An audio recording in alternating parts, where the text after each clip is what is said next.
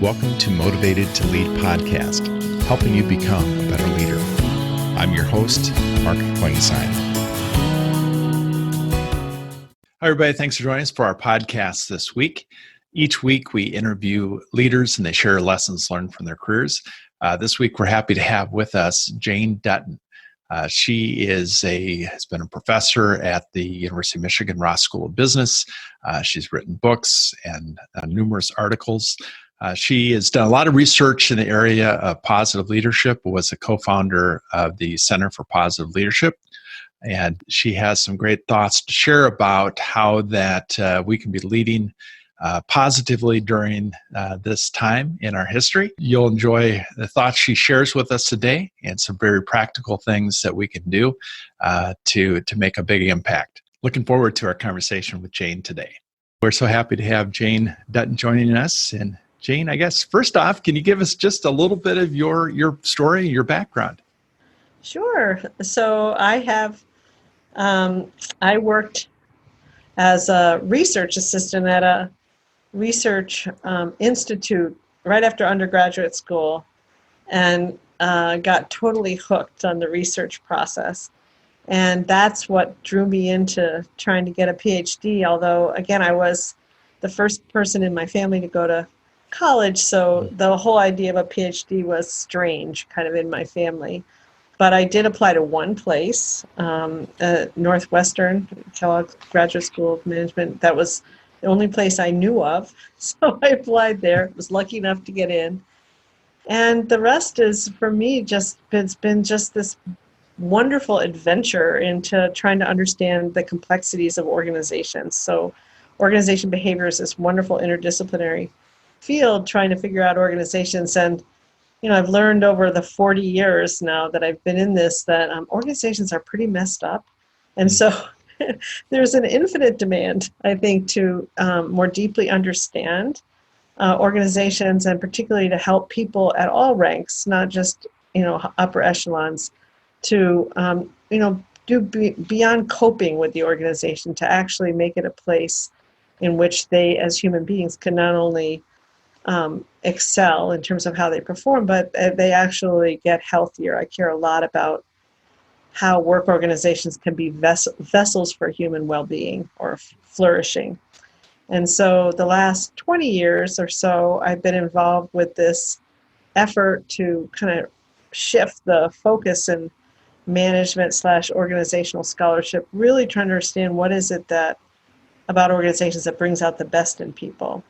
So it's really focused on moments or chapters of organizations where people are truly thriving in a holistic way. And been doing research from that, but probably more importantly, teaching and creating workshops around that, because people are so hungry for how to make the organizations that they're part of better. And better not just in the sense of financial performance, but better in terms of a lot about not making them toxic and not just settling for normal, but actually trying to make them vessels for human growth and development and health and those kinds of things. So I'm still really passionate about it. I've been involved with this kind of effort for about 20 years, working with both practitioners and academics, and there's so much work to do. I'm a grandmother, and so I worry a lot about future generations, and I feel like we are way too complacent about how letting institutions, whether they're business organizations or schools or nonprofits, any of them, we are too complacent about how to tackle issues of unlocking human resourcefulness in institutions. So anyway, that tells you Sure. maybe a little bit about how I got to where I am and how sort of fired up I still am about possibilities and creating a community of practitioners and scholars who really are tackling this from a more of a positive organizations perspective. Yeah, and we want to definitely dive into the some of the areas around how to flourish. And a lot of our listeners are earlier in their careers as leaders, and definitely want to talk about that. But one of the questions I want to ask you, and this is one of our questions we ask most of our leaders that come on, is if you were able, knowing what you know now, to go back and talk to a 22-year-old Jane, what would you tell her? What advice would you give her? To pick your context wisely. I mean, just that I've just have seen people who have that society or whatever has told them they have low potential, and if they're in a context which really resources them and unleashes their potentiality, it not only changes those people in the moment, but 10 years, their whole trajectory for their life changes. So I watch students, I'm teaching a business school, so I watch students overly weight things like salary or other kinds of, I would say, seductions, beyond a certain level, to have them join organizations that, again, if you think about the opportunity cost to them, it's going to actually, they're going to pay a price for that for the rest of their life. Whereas I really wish they have, and what we try to give them is have a lens for how to choose a context wisely. I think we spend a lot more time helping people choose maybe a partner or something like that more than we do about how do you choose a workplace where it's going to really, even if you're only there 5 years, is going to put you on a path in terms of your own human growth and development that will, again, yield much more positive results, not just for you, but actually for the people around you, the people that you run into. So that's what I would say. Choose your context wisely. Great advice. We live during a unique time. I would say it's a weird time in our history. A lot of people are dealing with some things that none of us have dealt with before, and part of it with work has changed. Most everybody I'm talking to these days is working remotely. They're working from home. How would somebody flourish during this time? What's some advice that you would give to leaders, not only for themselves but also leading teams? Yeah, well, first of all, I think everyone needs to prioritize self-care, because it's really hard, and this sort of situation is totally draining for people. Even if you are a resilient person, the weight of this over time is really substantial. And I've spent a lot of time reading and doing research related to human health, and I think it's important for people to prioritize their own health in this context, so that not only for their own benefit, but for the benefit of people around them, their families, and people that are working for them. So that's what I would also say. But I have maybe it's an overly simplistic, but I find it to be a pretty powerful framework for thinking about how to thrive, particularly when you're in challenging situations. And I'm a betting person, so that's, if you're a researcher, you're betting on stuff. You're betting on stuff being working. And I've become convinced, not just with my own research, but other people's research, that you can bet on 3 different sort of factors or conditions that unleash human thriving. One is positive emotion. So we used to think positive emotion isn't that potent a force. Turns out it is really potent a force, not just in resourcing people in the moment, but resourcing people over time. And I can give you examples of each of these things. The second is positive meaning. So it turns out how we think about ourselves and narrate who we are, that's sort of positive self-meaning. How we narrate or think about the job we're in or the role we're in, and how we think about the organizations we are a part of. Those meanings are mutable. They're changeable. And actually, if you can, again, if you can activate more positive self, job, and organizational meaning, it produces resources that allow you to thrive more and for longer periods of time. And the final piece in what I call the flourishing triangle or the thriving triangle is positive connections.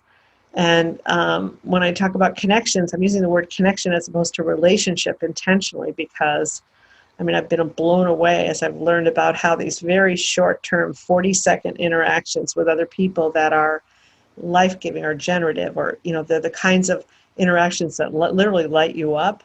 Those also resource us in really important ways. So again, as a leader, thinking about how do I cultivate my own thriving and how do I design contexts in which other people can thrive, I would try to lift up the conditions so that people can experience more frequently positive emotions, positive connections, and positive meaning. So, how would you, I guess, everybody's on Zoom. We're on Zoom Yeah, today. And I think I heard you in one of your talks talk about being zoomed out. And I yeah. think there is that fatigue that comes with being on a screen. There isn't that personal connection that sometimes can be there. But how can people practically have those positive connections during this time? Yeah, well, so first of all, it's actually pretty amazing.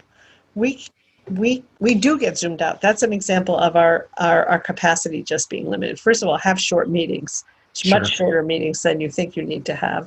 Have frequent breaks. I mean, we just literally our attentional capacity cannot handle the length with which people are being required to be on Zoom. But there's a couple of things I would think about. One is, what could you do before a meeting that actually is going to lift up the possibility of connection? So what is rather than just sending a Zoom invite, for example, how could you send an email message with a Zoom embedded in it that actually would make people want to show up, not just for the task, but show up for each other? Mm. So maybe you could share one or two pieces of good news. Maybe you could remind people of the importance of this meeting relative to what the organization or this meeting is trying to accomplish. Maybe you could tell a tale of something really good that happened, that the team accomplished or whatever. So the idea is we prepare for lots of things, but oftentimes we don't prepare for a meeting except for an agenda and a Zoom invite, Mhm. maybe. So how could you prime the pump so that people will show up authentically and where they're looking for the best in the other? That's one thing. The second thing I would say is first moments matter. So what happens in the first minute or two of that meeting is hugely consequential in terms of the trajectory of the resources in that meeting. So the first thing that you do in terms of how you engage people um, is really important. So, for example, could you use the rename function on Zoom for people just to share one word that captures how they're feeling right now? And then you just give people a minute or two for people to scan and just see, like, whoa, where is everybody here now? And it's in a way, it's kind of a mindfulness, it's a mindful connection to others that, again, lifts up positive emotion. People feel oftentimes grateful. They feel a sense of connected humanity, blah, blah, blah. But what happens in those first 1 or 2 minutes is consequential in terms of how willing people are to resource the meeting with themselves. And then there's lots of things that you can do during the actual Zoom Zoom meeting, oftentimes enabled by you having some rules of engagement, particularly that invite people to participate. And I actually attended this great um, teaching from the Presidency Institute this summer. And one of the little rules of thumb they had when they put us on breakout groups, they said, use this little simple device. Don't have anyone talk twice until everyone's talked once. Mm. I mean, it was a really simple kind of rule, but it was sort of saying we want to hear from everyone. Uh, So rather than just say we want to hear from everyone, give a rule that would allow a simple guideline. And there's a lot of different things that you can do again to invite people to connect on their own terms in these Zoom meetings. And It's just we're limited by our imagination, and we're limited by our beliefs that, in fact, this doesn't matter. It's all about task, where it's not about human connection. But what if the social tissue in which that you create between each other in Zoom is actually critical for the innovativeness that you have, your ability to deal with mistakes, all these other things that are the research on psychological safety would suggest is really important for a team's functioning.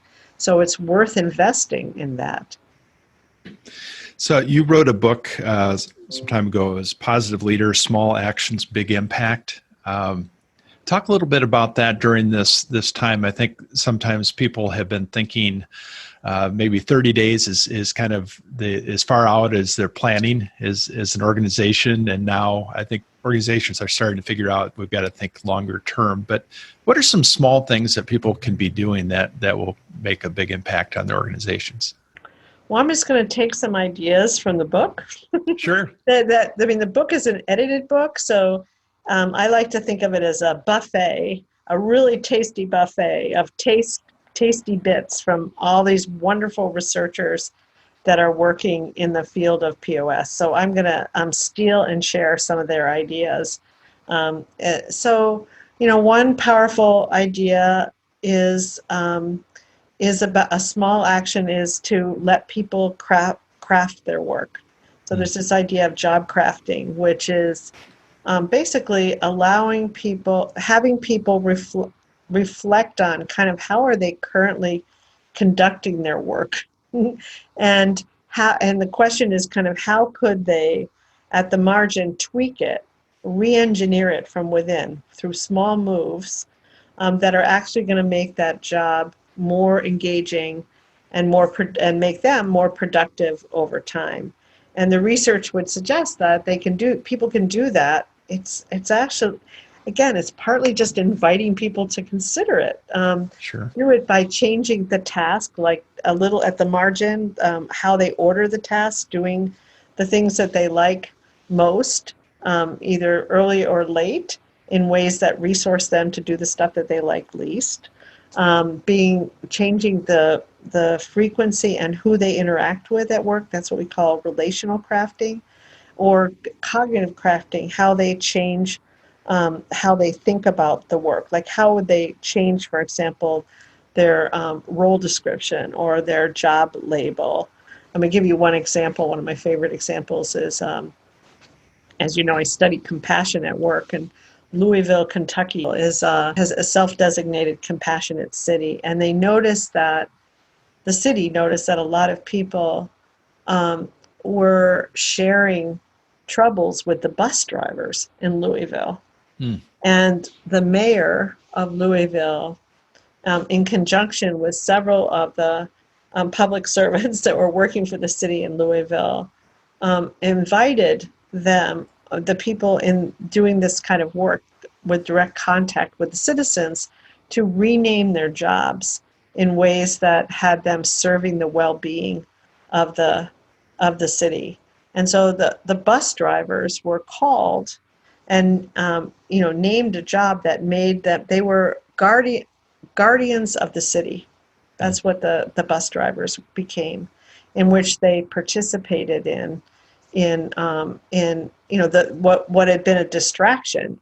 Someone comes on and says, I've just been kicked out of my home, or my child is having all kinds of mental health challenge, or whatever it is that's being shared with the bus driver, rather than being a distraction and something that someone had to do, they cared to do, but it wasn't part of their job. It became a part of their job. So job crafting is one important avenue for helping people make small actions with their work in ways that makes it sustainable, so that you're not sacrificing, again, the job being done well. You're actually empowering people to think and imaginatively, using a couple of core principles to redesign their job from within in ways that makes it more sustainable.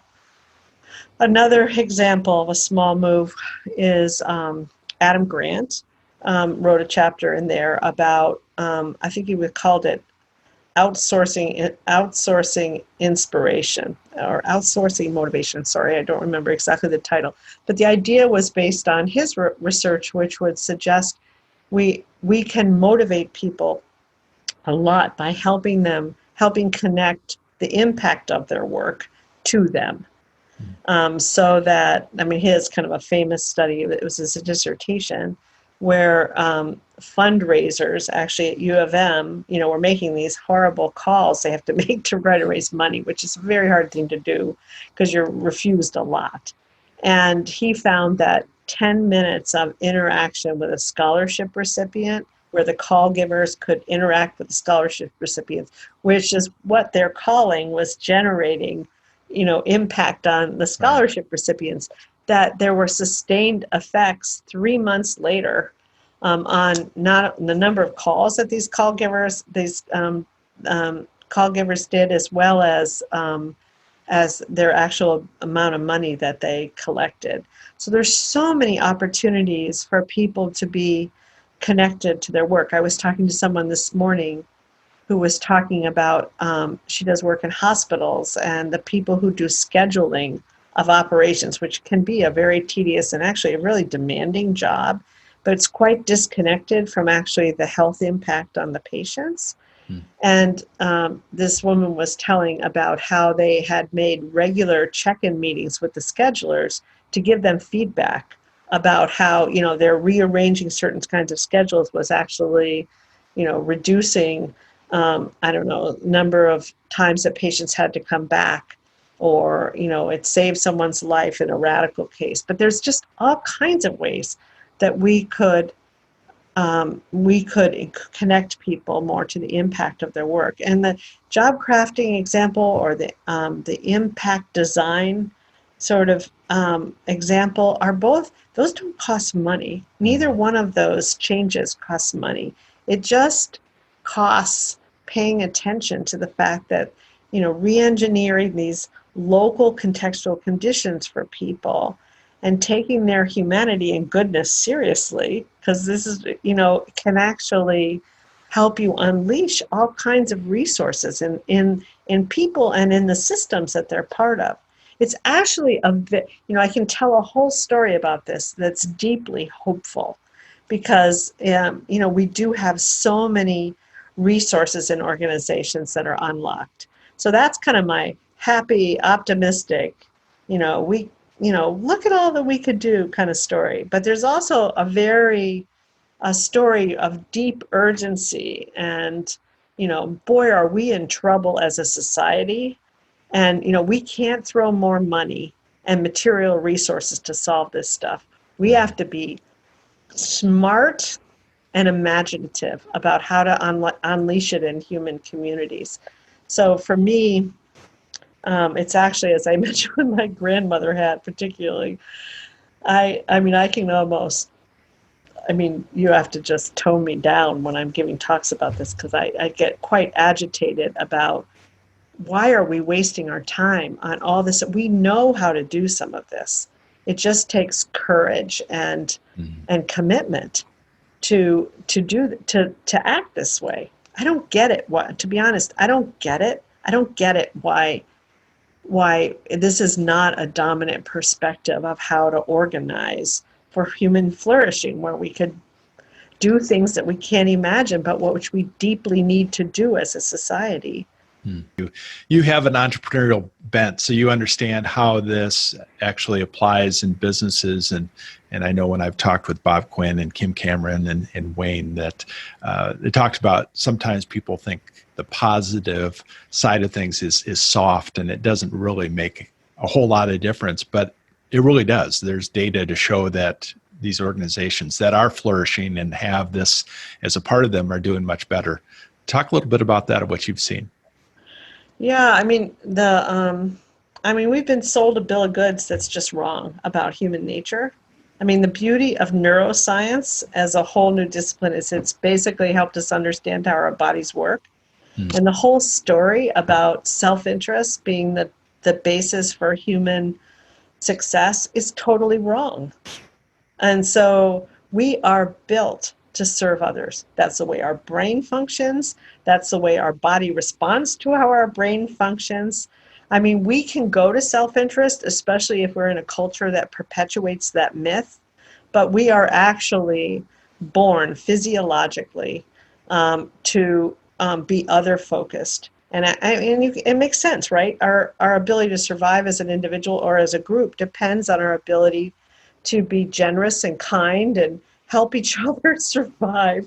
But incentives and structures in organizations have been built around the assumption that people are self-interested and that they will default to a place of self-interest over others. And it has taken us down such a path of destruction and depletion, and it's terrifying, to be honest.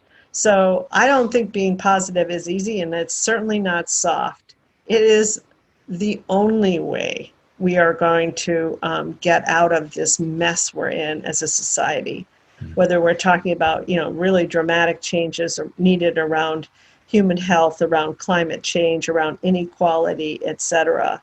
And so, again, what terrifies me is that we can have organizations that are financially successful, but they are extracting assets out of people and out of the earth in ways that my children and my grandchildren can never recover. And so I wish we didn't have to call it positive, because it does get dissed. That's why I like the language of flourishing and thriving and health, because who can disagree with that, but it does require taking things that, positive emotion is soft. It's ideas of awe or gratitude or kindness, or those are seen as soft, yet they are enduring aspects of the human experience that build capacity and health, and in communities that really survive over time. History tells us you can have dynasties that will, again, win in the sense of they have more territory and more wealth per period of time, but they're not sustainable. And we need sustainable ways to thrive as human communities in business and elsewhere, or we don't have a chance. Really, we don't have a chance. And the wall is getting closer and closer in terms of whether we're going to be able to really turn this around. So I can get depressed about, to the degree that this is sort of seen as soft. And the leaders that I really admire, Satya Nadella at Microsoft, for example, or Jeff Weiner, used to be the head of LinkedIn. The way they manage, the way they talk about human beings, and how human beings are so essential, and the way they give me hope, as well as not just the CEOs, but down at the level of the everyday. The everyday customer service representative who is just doing a phenomenal job responding to that customer, but also sharing information with people who need to know it about how that customer's experiences needs to inform how we're delivering things. It goes all the way down the line. So as you look at things that you've written books and a number of, I don't know how many articles, hundreds of articles over your career, and you've read other people's work. What books would you recommend a leader to read, just to learn more about some of the things that you're doing, and also as well as others that you respect? Well, I'm kind of a rah-rah from my colleagues. I do think Bob Quinn's books are. I love his book, Building the Bridge as You Walk on It. I love that book, and his description of kind of everyday leadership. I love that. And then Kim is more sociological than Bob. He writes more about systems, and I feel like his multiple perspectives on positive leadership that sort of focus on trying to create virtuousness at the organizational level. It's Cameron and Levine, making the ordinary extraordinary. I might also recommend anything that David Cooperrider has written. He is the founder of Appreciative Inquiry, which is a view of change that organizational change that's based on building on the positive. And he's created the Global Compact, the United World Religions. He's used that intervention to make amazing change happen in the world. So that's anything that he's written, I would recommend. I'm currently being really transformed by reading the work of Otto Scharmer, who is at MIT. He is the author of Theory U, and he has a whole perspective on how to make change happen by unleashing the imagined future, as opposed to making change happen based on the past. And I think that he, like me and others, focus a lot about how do you create a connected tissue, what he calls the social field in an organization or in a system of organization that, again, calls forth human capacity building and capability building. And I think he's light years ahead. Just like when I ran into David Cooperrider, like maybe 30 years ago, and I thought, oh my gosh, this guy's on a totally different planet in terms of how he's thinking about it. That's the way I feel about Otto Scharmer. I think he's really extraordinary. I think what some of my former students are writing is pretty great. Like Scott Schonstein's written a book called Stretch, which is how do you unlock resources in organizations. Adam Grant is one of my former students. He's written several books that I think, and he has a new one coming out that I'm not allowed to say the title. I would definitely watch what he's doing. I just would encourage people go to the Center for Positive Organizations at Ross School of Business. There is a lot on our website that you can link to, a lot of the books that are kind of in this space, and as well as a lot of white papers and blogs and all kinds of, connections to other sites of this perspective that are blossoming kind of all over the world. Great. Yeah, definitely. So they would go to the, so Jane, outside of writing and your work, what do you do to recharge? I'm not a cook. Just thinking, I walk a ton. I actually I'm a beach walker. I live on Lake Michigan, and Lake glass is one of my favorite things. So I'm a mosaicist, and I make jewelry out of sea glass and those kinds of things. So, but in my semi-retired state, to be honest, I've learned a lot that, wow, I don't have a lot of hobbies. I've got a major recharge to do in terms of getting more into my life that is not the strict work, which I've been doing for 40 years. So it's a blessing that I have this chapter. And as I mentioned to you in the beginning, right now, especially, I feel like I'm just trying to create openings to be of use and I'm doing a lot of coaching of women in my field, young women, doctoral students, and junior women, trying to help them stay in the game and, trying to do work around the racial injustice work, which I've not really been a good ally, I feel. So I have there's a lot of self-reflection going on right now about kind of what it means to be semi-retired and rewired at a time when there's so much human pain.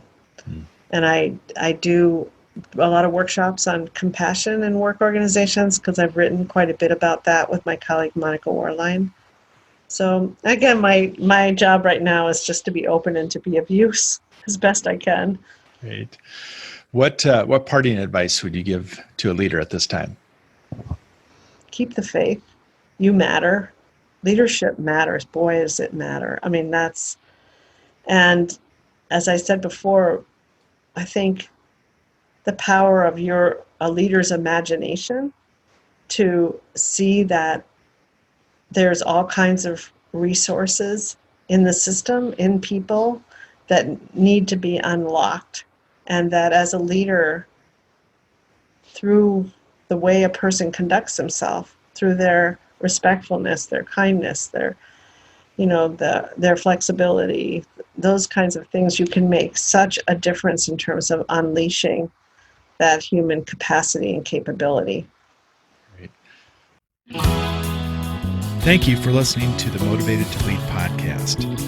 Please subscribe on iTunes. You can also see a video version of this interview at motivatedtolead.com. This podcast is brought to you by SEMA Partners, helping you find your next great leader.